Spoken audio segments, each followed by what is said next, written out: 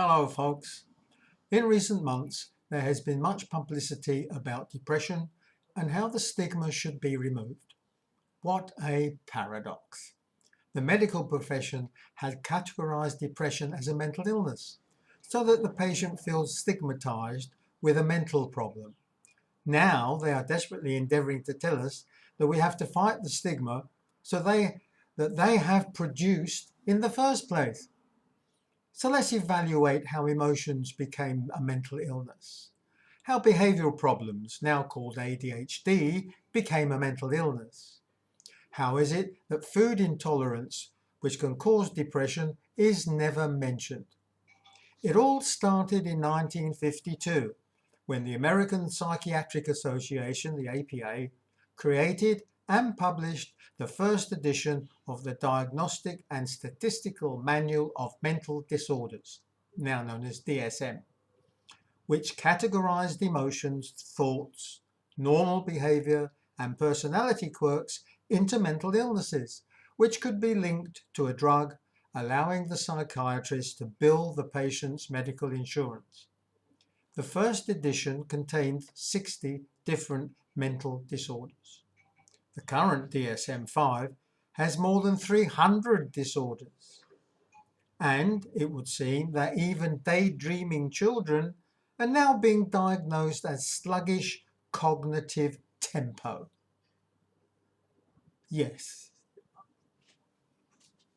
the DSM has become the official manual for evidence-based medicine, EBM, and thus was spawned a vast, lucrative, diverse system of medication, therapies, charities, therapists, and psychiatrists.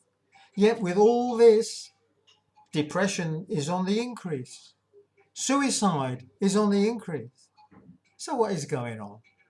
However, the APA admits it has no idea what causes these supposed mental illnesses, but feels confident in the ability to diagnose and treat the same illnesses. But in May 2013, the US National Institute of Mental Health stated, "We will no longer endorse DSM-5, as it has fundamental flaws, and we are actively seeking a diagnostic system that is evidence-based." Here we go again. We need a quantitative method for diagnosing depression. It is critical to realize that we cannot succeed if we use DSM categories as the gold standard.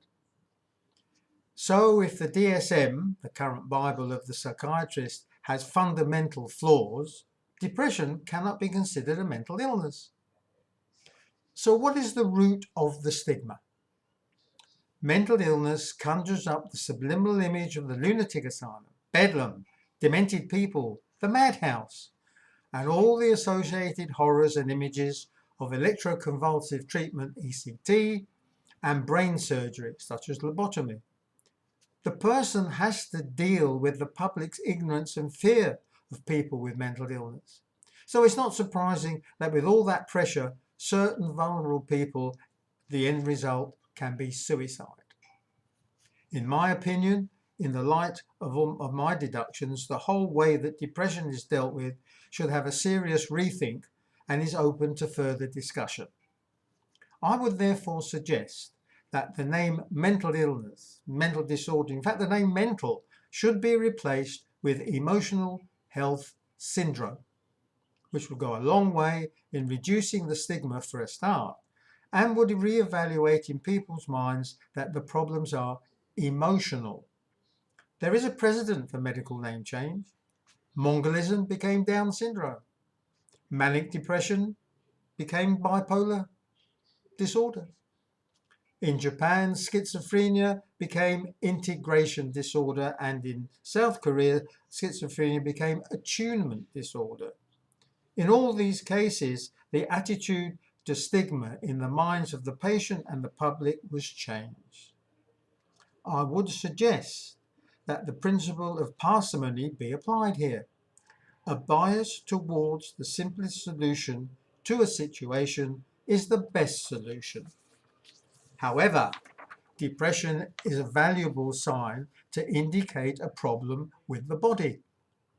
Rudolf Steiner, in his lecture 1923, Polarities in Health, Illness and Therapy, states, but one will find over and again that especially in so-called mental illness, which has been as such incorrectly named, physical processes of illness are present in a hidden way somewhere.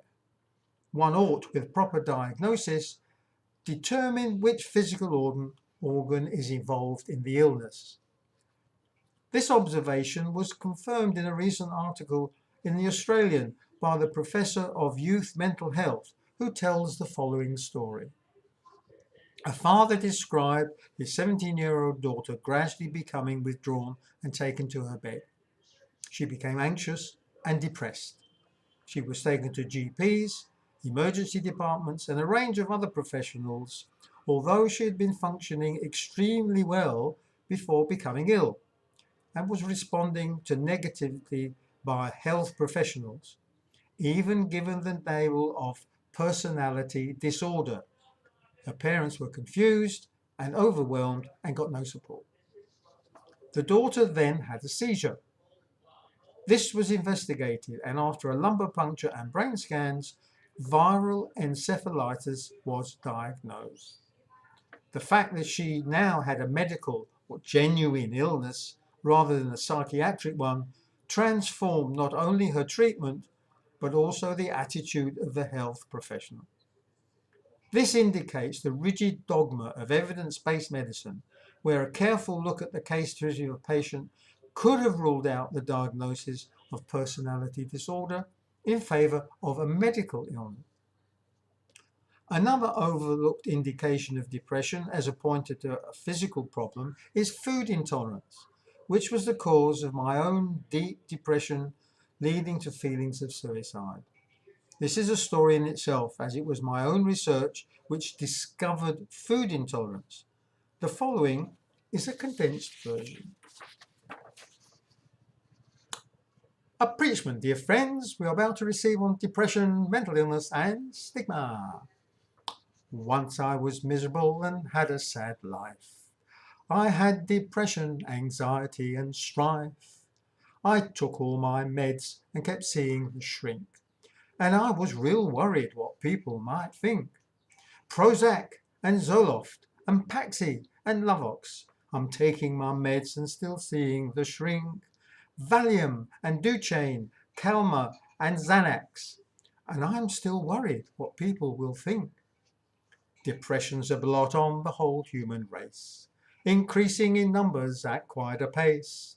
Take notice, dear patient, take notice, dear friend. Intolerance to food could help in the end. Glutamates and sugar and dairy and wheat, all in the foods that we normally eat. Salicylates and colorings and additives too can cause the depression that's troubling you. I changed my diet and what do you know? All of my symptoms started to go. Farewell to the meds, farewell to the shrink. And I'm not worried what people might think. Now I'm not miserable and have a good life.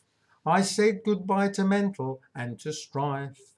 Depression's an emotion I have discovered. So there's no stigma, and I have recovered. Thank you, folks. And let's get this discussion going.